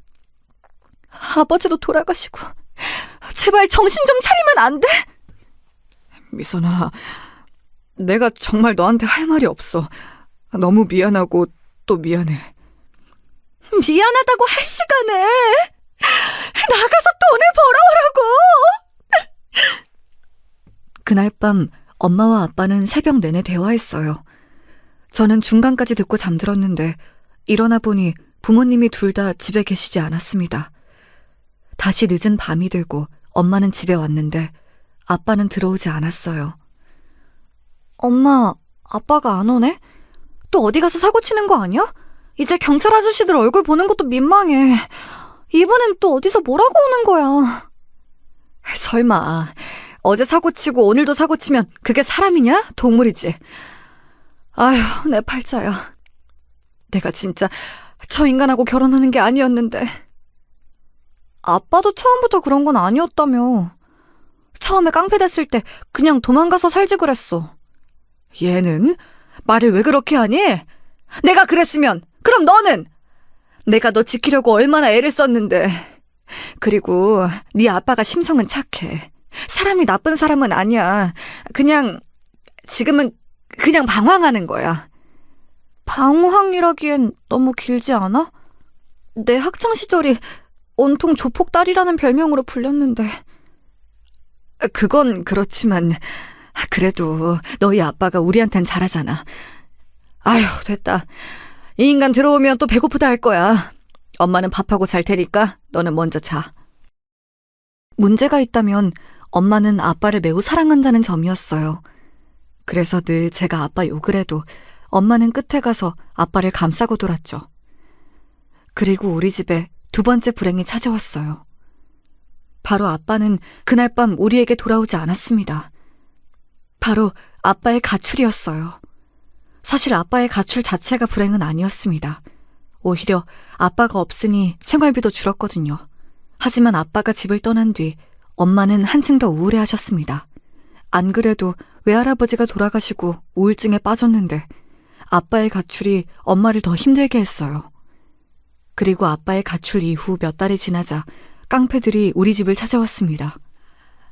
아니, 그래서 이 사람 어디로 갔냐고. 어이 딸, 넌 알지? 네 아빠 어딨어? 모른다고 도대체 몇 번을 말해요. 아저씨들이 찾아요. 찾아서 손가락을 자르던 뭐 어디 불구를 만들던 저야말로 아빠 얼굴 보고 싶으니까 찾으라고요. 이렇게 우리 집 앞에 서 있는다고 뭐가 나와요?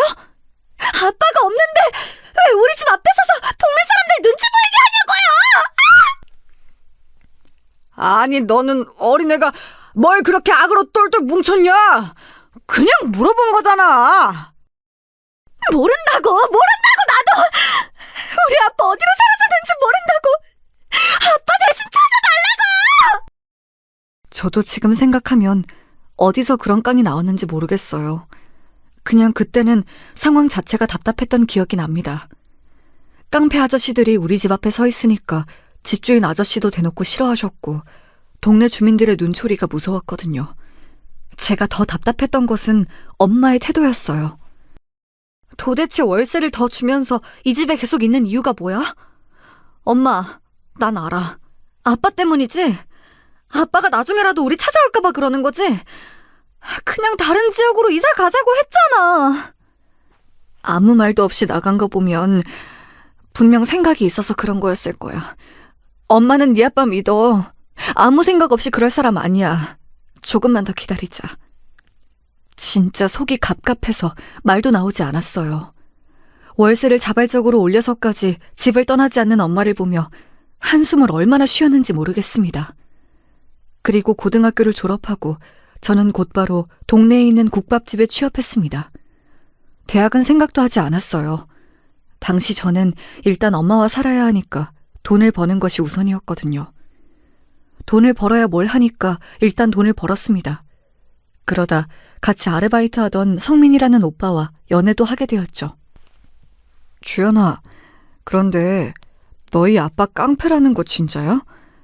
아니, 사람들이 뭐라 하는 거 들었어. 그냥 진짜인지 아닌지 궁금해서. 깡패야. 지금은 심지어 가출했어. 어디서 뭐 하는지도 몰라. 만약 그게 싫으면 오빠 지금 나를 떠나. 난 예전부터 깡패 딸이라는 거에 대해서 이골이 나서. 아니야. 그냥 물어본 거였어. 걱정하지 마. 성민 오빠는 생각보다 착하고 다정한 사람이었어요. 그리고 사귀면서 알게 된 사실인데 집안 분위기도 매우 화목했습니다. 저처럼 아빠가 깡패도 아니었고 무려 공무원이더라고요. 어머님도 나긋나긋하고 굉장히 차분하셨어요. 우리 엄마도 곱게 자란 사람인데 아빠를 만나 고생해서 억세진 경우였거든요. 아무튼 저는 국밥집에서 2년을 일하고 근처에 있던 전문대에 입학하게 되었습니다. 성민 오빠가 다니던 학교여서 저는 더욱 오빠에게 의지했어요. 오빠의 군대도 기다려줬고 최선을 다했습니다. 그렇게 성민 오빠와 자그마치 4년의 연애 후에 오빠가 결혼 얘기를 꺼냈어요. 그때까지 아빠는 우리에게 돌아오지 않고 있었습니다. 네 아빠가 언제쯤 돌아올까? 그래도 하나밖에 없는 딸인데 그 양반이 너를 끔찍하게 아꼈던 거는 알지? 엄마, 아빠가 언제 돌아올지 나도 모르지. 그런데 지금 심정으론 잘 모르겠어. 성민 오빠는 우리 아빠가 깡패였다는 거 아는데 시부모님은 모르셔. 실제로 시부모님은 우리 아빠가 그냥 이혼하고 별거하고 있는 줄 아셨어요. 차마 제 입으로 우리 아빠는 조폭이고 워낙 사고를 많이 쳐서 힘들었고 지금은 어디서 뭘 하는지 모른다고 말을 할 수가 없더라고요. 시부모님은 워낙 좋은 분들이셔서 그런 저를 오히려 다독여 주셨죠. 이혼은 요즘 많이 하더라고요. 안 맞는데 계속 같이 사는 게 더 힘들지. 너무 고생 많았네요. 우린 괜찮아요. 둘이 잘 살면 되는 거지. 안 그래요, 여보? 맞지.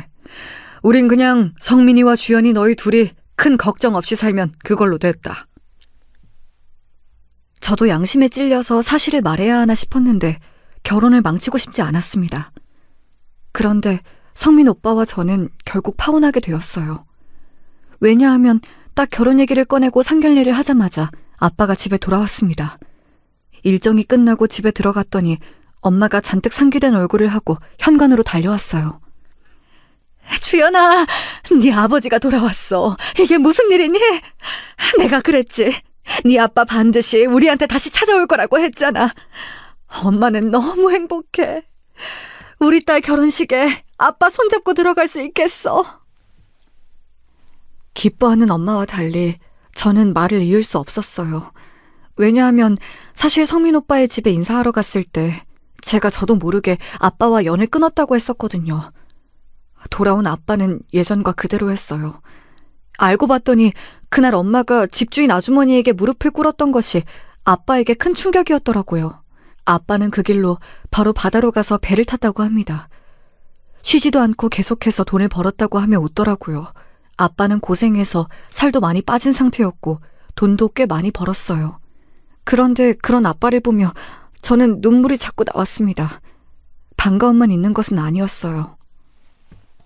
내가 주연아, 아빠가 힘들어도 네 엄마랑 너를 생각하니까 힘들지 않았어. 그런데 아니 이 새끼들이 조직에서 내가 도망갔다고 생각했는지 나를 찾아왔더라. 그래서 돈을 조금씩 떼줬지 뭐. 그렇게 몇 년을 하니까 곱게 보내주더라고. 아니 그래서 우리 딸 결혼한다고? 아빠, 왜 하필 지금 왔어? 조금만 더 일찍 혹은 나중에 오지.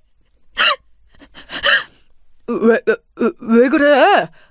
아빠가 그럼 그냥 돌아오지 않았다고 할까?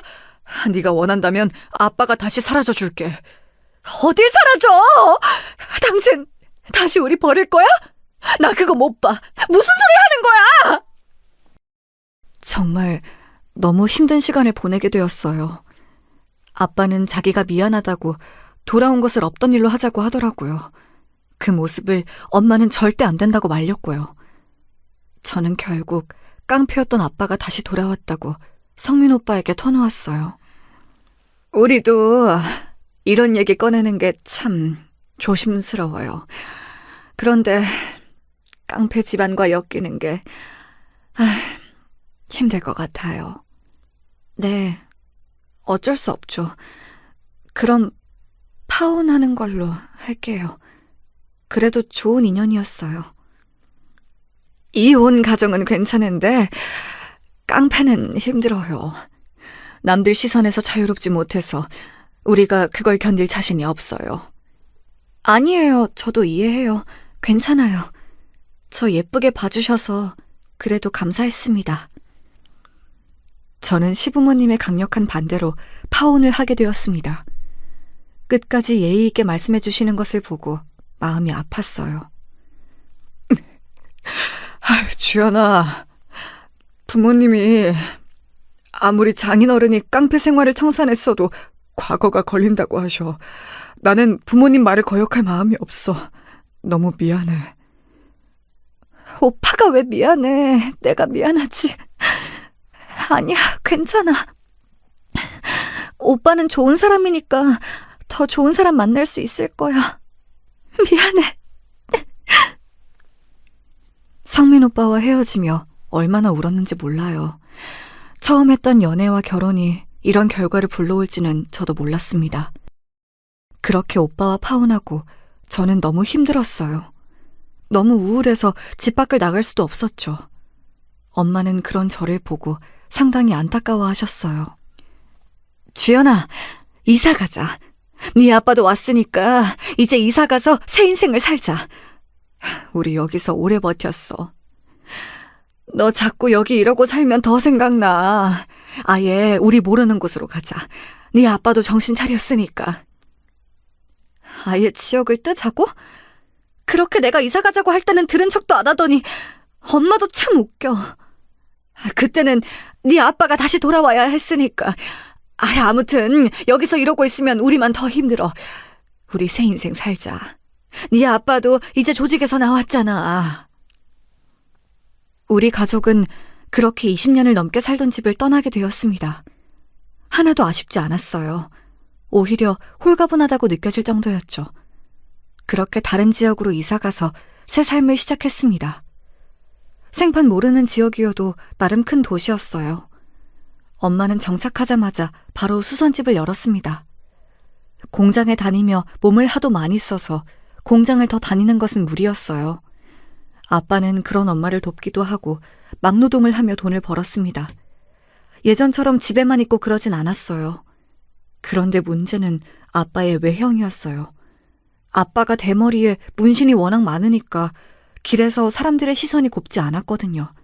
또 엄마가 일하는 건물은 기존 상인들이 텃세가 조금 심한 편이었어요. 결국 이런 것이 다 합쳐져서 아빠는 또 사고를 치게 되었습니다. 우리는 원래 이런 식으로 해요. 타지에서 와서 모르나 본데.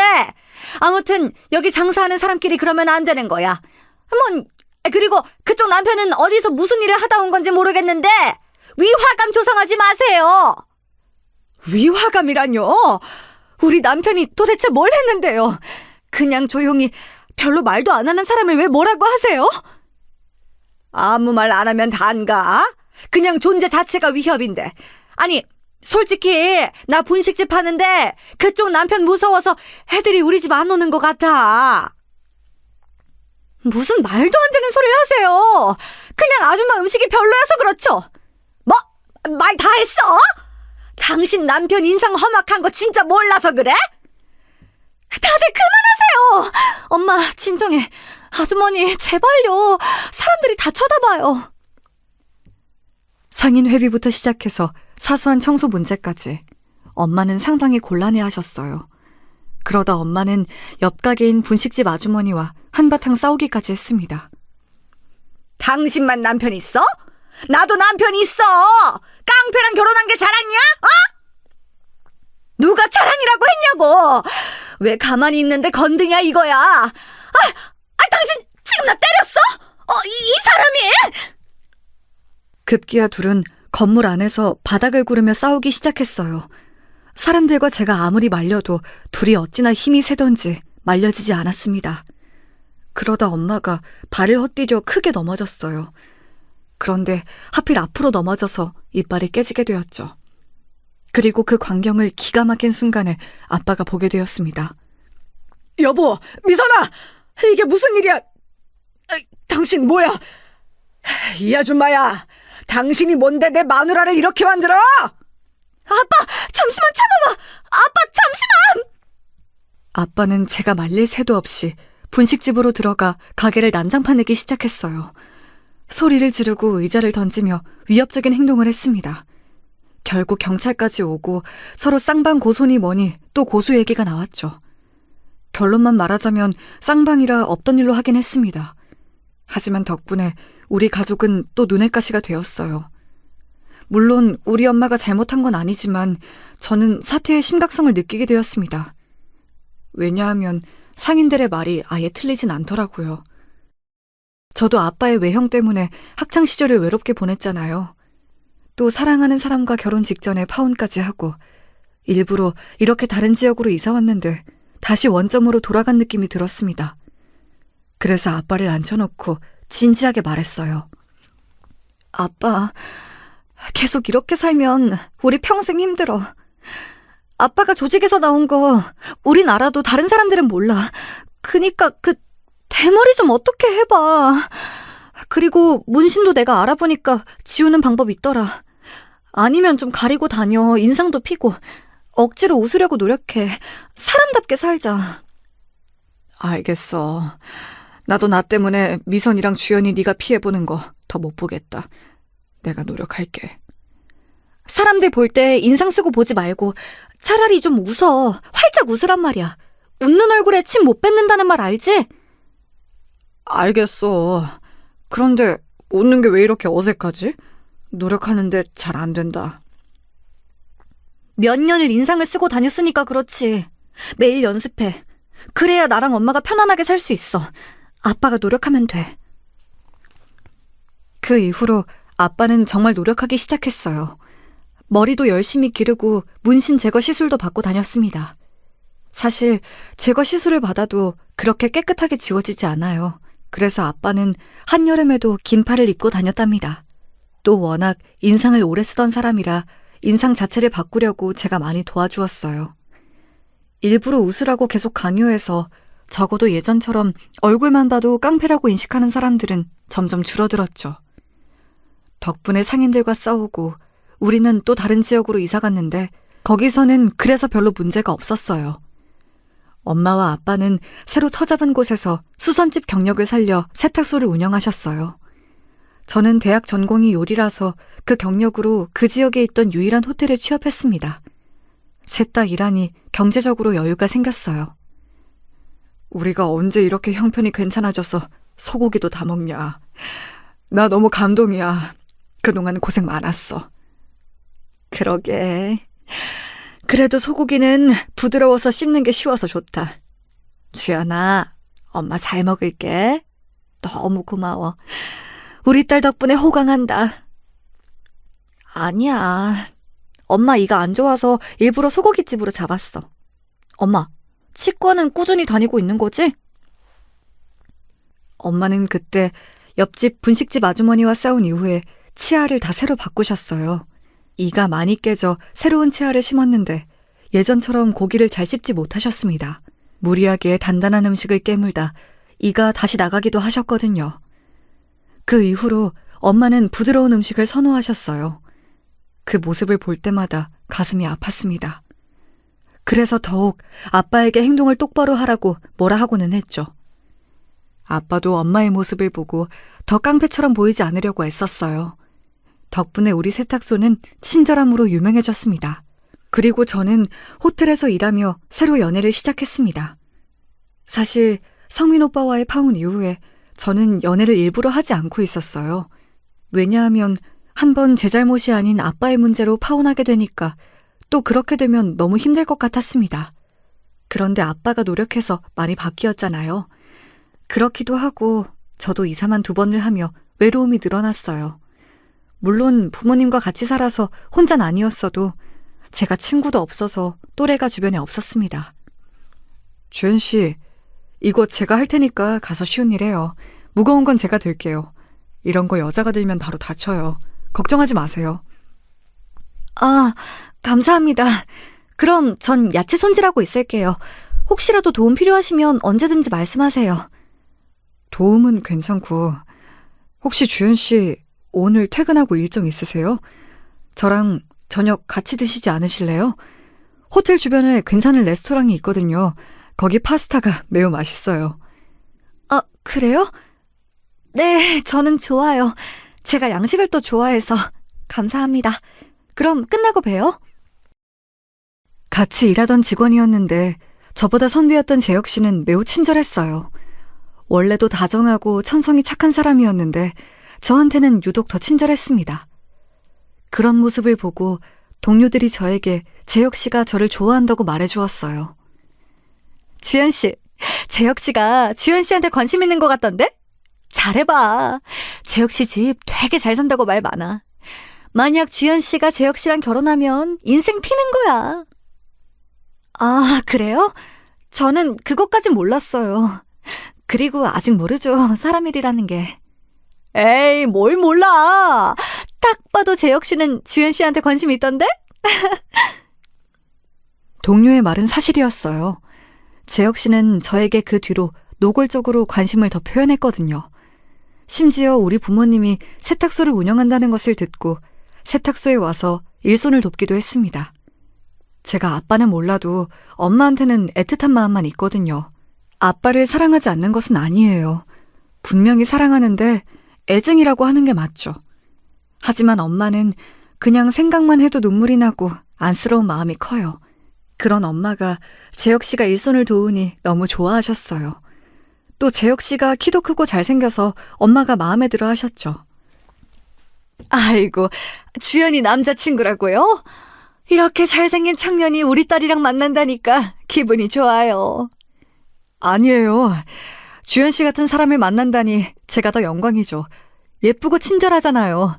어머님, 그거 제가 할 테니까 앉아 계세요. 그런 모습을 보고 저도 마음이 열려서 재혁 씨와 진지하게 만남을 이어가게 되었습니다. 그렇게 재혁 씨와도 연애를 2년 정도 하니 저에게 결혼하자는 말을 꺼내더라고요. 그래서 재혁 씨네 집에 인사도 가게 되었죠. 안녕하세요. 처음 뵙겠습니다. 이주연이라고 합니다. 저는 재혁 씨와 같은 호텔에서 근무하고 있어요. 그래요. 그런데 아가씨, 내가 듣기로 전문대 나왔다고 하던데 맞아요? 우리 재혁이는 프랑스에서 유학했던 거 알죠? 엄마, 왜 그래요? 그거 나중에 저랑 따로 얘기하기로 했잖아요. 얘는? 너는 대한민국 사회에서 학벌이 얼마나 중요한지 진짜 몰라서 그래? 내가 다른 것도 아니고 프랑스 유학까지 시켰는데 갑자기 전문대 나온 여자랑 결혼한다고 하면 좋다고 허락해야 해? 언제는 사람 됨됨이가 중요하다면서요. 그걸 그리고 왜 주연 씨 앞에서 이렇게 말하시는 거예요? 아예 없는 소리는 아니지. 그리고 아가씨 부모님이 세탁소를 운영한다고 들었는데 결혼은 현실이니까 물어보자면 모은 돈이 어느 정도인가? 저도 자세히는 모르지만 노후가 아예 대비가 되어 있지 않은 것은 아니에요. 그래도 먹고 살만합니다. 그게 문제야. 먹고 살만 하는 게 아니고 우리처럼 걱정이 없어야 하는 건데. 아가씨, 결혼은 집안 대 집안이야. 너무 속상하게 여기지 마요. 우리는 결혼 허락 못해요. 저는 말 그대로 첫인사 자리에서 노골적으로 반대를 당하고 왔어요. 재혁 씨가 아무리 부모님을 말려도 이미 반대하는 게 눈에 보이더라고요. 집으로 가는 동안 속상함에 눈물이 나오기 시작했습니다. 제 인생에 결혼은 없나 보다 생각했죠. 재혁 씨가 따라 나와 미안하다고 해도 귀에 들어오지 않았어요. 그런데 그렇게 끝날 줄 알았던 결혼은 재혁 씨의 노력으로 결국 상견례 날짜를 잡게 되었습니다. 왜냐하면 재혁 씨가 저와 결혼하겠다고 단식 투쟁까지 했거든요. 저도 그 얘기를 듣고 얼마나 놀랐는지 모릅니다. 저는 주연 씨와 평생을 함께하고 싶어요. 이 마음은 절대 꾸밈이 없어요. 그러니 이번 주말에 부모님 모시고 한정식 집으로 오세요. 일단 우리 부모님은 제가 최대한 막아볼게요. 이런 시련을 넘기면 우린 강해질 거예요. 저는 저와 결혼하겠다고 저렇게 노력하는 모습을 보니 순간 감동을 크게 받았습니다. 그래서 부모님에게 상견례가 잡혔다고 말씀드렸죠.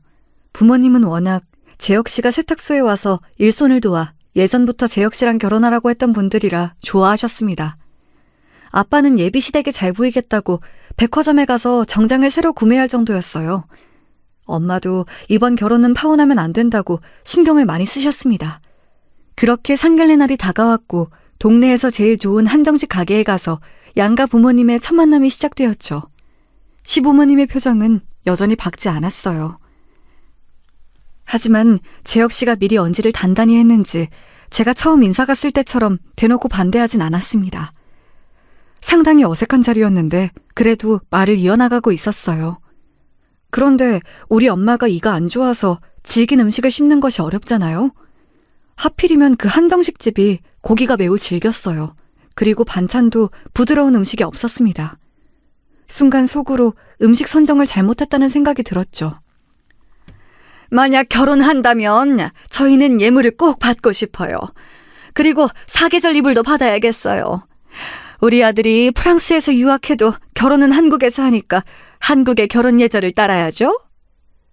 네네, 그럼요. 걱정하지 마세요. 아쉽지 않게 준비하도록 하겠습니다. 유학생 사위라니 저는 복에 겨웠네요. 우리 집이 전통을 중시하는 가문이에요. 그래서 만약 결혼하면 명절이나 제사도 꼭 챙겨야 하고 할 게 많을 겁니다. 채통을 중요하게 여기는 집이라 처음에 적응하기 힘들 수도 있겠어요. 하지만 그래도 견뎌낼 거라 믿습니다. 저랑 주연 씨가 열심히 노력할게요. 양가 부모님들께 믿음을 줄 수 있도록 하겠습니다. 흡사 면접 같은 상견례 자리였어요. 그래도 재혁 씨가 중간에서 많이 중재해줘서 분위기가 점점 풀어지고 있었습니다. 사실 중간에 시어머니의 선 넘는 발언이 종종 있었어요. 며느리 될 사람이 전문대 출신이라 했더니 주위에서 우리 보고 마음이 넓다고 하더라고요. 아무래도 우리 집은 유학생이 좀 있어서요. 엄마, 그만해요. 우리 오늘 그런 말은 안 하기로 했잖아요. 있는 사실이 아예 없다고 할 수도 없잖아?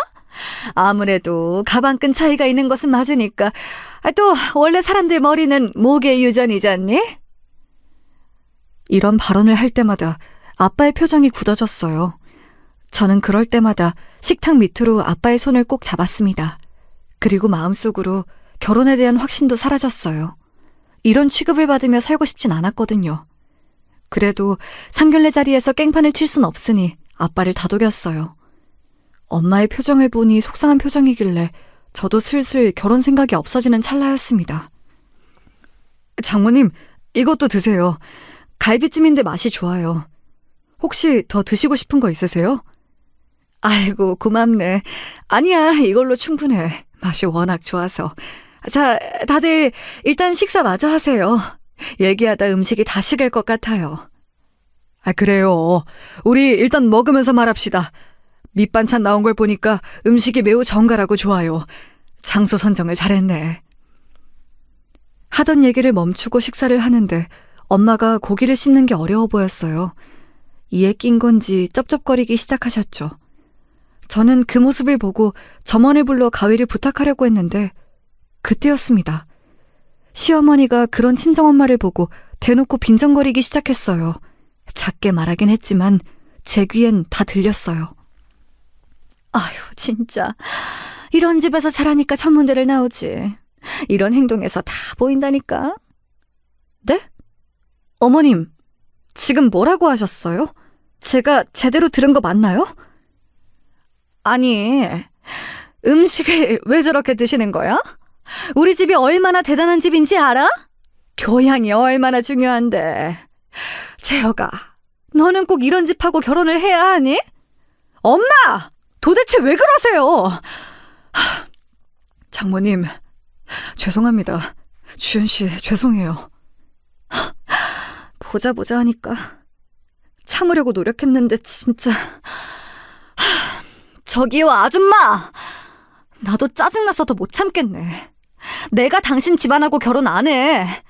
어이가 없네? 이렇게 예의 없는 행동은 그럼 교양 넘치나? 저도 결코 성격이 순한 편은 아니거든요. 어릴 때부터 아빠 때문에 거친 삼촌들을 많이 보기도 했고요. 제가 처음으로 큰 소리를 내자 시어머니는 뭐 저런 게 다 있냐는 표정으로 저를 바라보았습니다. 제 역시만 중간에서 중재하느라 힘들었죠. 엄마는 민망한지 고개를 숙이고 있었어요. 슬며시 아빠를 봤더니 초인적인 인내심을 발휘하는지 얼굴이 새빨개진 채로 있었습니다. 속으로 대단하다고 칭찬해줬어요. 그런데 그것도 모르고 시어머니는 끝까지 자기의 잘못을 인정하지 않았습니다. 오히려 심지어 더 비아냥거리기 시작했어요. 이런 천박한 집이랑 어떻게 사돈으로 살라는 거야? 재혁이, 너 다시 생각해. 이런 집하고 결혼하고 싶어? 엄마는 속상해서 눈물이 나와. 천박? 아줌마, 말 다 했어? 그러는 당신들은 얼마나 대단한 집이라고 이러냐고. 나도 이런 천박한 집하고 결혼 안 해. 누가 보면 당신네 집안 대통령 집안인 줄 알겠어? 상견례 자리에서 쩝쩝거리는 게 그럼 천박하지? 그리고 너는 시어머니 될 사람한테 그게 할 소리니? 진짜 뭔 애미나 딸이나 더럽게 교양 없네. 교양? 그놈의 교양 누가 할 소린데? 지금 나한테 교양 없다고 한 거야? 저는 저 소리를 듣고 눈이 돌아갔어요. 그런데 그 순간이었습니다. 그때까지 인생 처음으로 꾹 참고 있던 아빠가 참다 폭발하게 되었어요. 여러 사건으로 인해 본인의 성격을 누르고 살던 아빠는 몇 년 만에 남들 앞에서 자기를 드러냈죠. 너무 순식간이라 저도 목격하고 몇 초간은 무슨 일이 일어난 건지 이해하지 못했습니다. 아빠는 저와 엄마를 욕하는 시어머니의 뺨을 내리쳤어요. 어머, 이게 무슨 짓이야? 이 교양 없는, 어머, 여보, 당장 경찰 불러! 지금 누구를 때려? 당신 미쳤어? 어디서 감히? 조용히 앉아있던 시아버지까지 일어나서 우리에게 삿대질하기 시작했어요. 시어머니는 본인이 뺨을 맞았다고 엉엉 울며 바닥에 드러누웠죠. 시아버지가 저와 엄마한테 쌍욕을 시작하자 아빠는 급기야 식탁을 엎어버렸어요. 사람들이 몰려오고 점원들이 들어와 말려도 아빠는 이미 흥분 상태였습니다. 사실 예전 같으면 아빠가 저럴 때 제가 나서서 말렸을 거예요. 그런데 그날은 얼마나 속이 시원했는지 모릅니다. 시아버지는 아빠가 난동을 부리자 많이 놀랐는지 가만히 입을 꾹 다물었어요. 본능적으로 거기서 더 난리치면 안 된다는 사실을 깨달았나 보더라고요. 조용히 해. 내 아내랑 딸 건들면 당신들 내 손에 죽어. 다시는 내 눈앞에 띄지 마. 알겠어? 조용히 살려고 해도 이렇게 꼭 사람을 건드려. 당장 꺼져! 자네도 우리 딸 앞에 나타나지 마. 연락도 하지 말고 조용히 죽은 듯이 살아. 그동안 아빠는 일부러 사람들에게 위협적으로 보이지 않으려고 많은 노력을 했잖아요. 그래도 깡패 생활이 헛되지 않았는지 전날은 완전히 돌변했습니다. 재혁 씨는 저 말을 듣고 조용히 자기 부모를 챙겨서 가게를 나갔어요. 겨우 수습하고 점원들에게 제가 대신 사과의 말을 건넸습니다. 미안하다, 주연아. 아빠가 참았어야 하는데 미안해. 너무 흥분했지? 그런데 아빠는 너와 엄마를 건드리는 것을 보면 속에서 열불이 나서 참을 수가 없어. 아빠, 괜찮아. 내가 오늘은 아빠 안 말렸잖아. 그래도 됐어. 잘했어. 깡패 생활 오래돼서 위협하는 법 까먹은 줄 알았는데 아니네?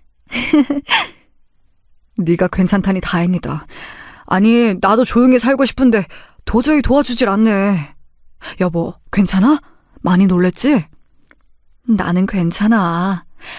그나저나 주연이가 걱정이다. 두 번째 결혼도 파혼이네. 괜찮아?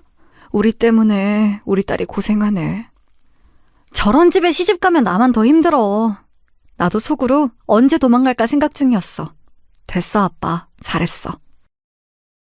아빠는 깽판을 치고 제 눈치를 계속 보고 있었어요. 아무래도 예전부터 제가 아빠의 그런 모습을 보면 화를 많이 내서 그런 것 같았죠.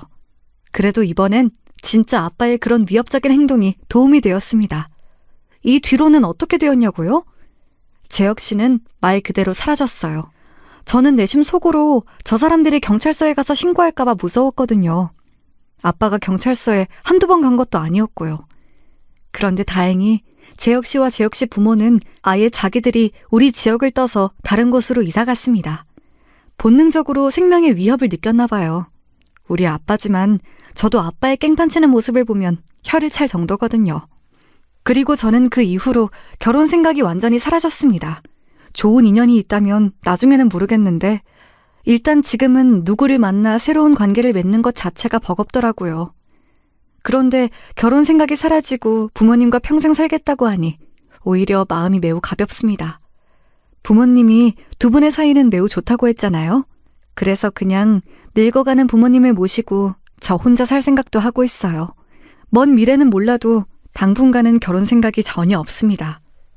그래도 저는 이런 제 인생이 행복하고 좋아요. 제가 준비한 사연은 여기까지입니다.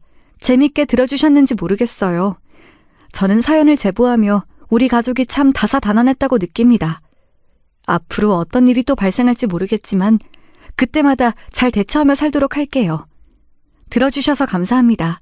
다들 행복한 하루 보내세요.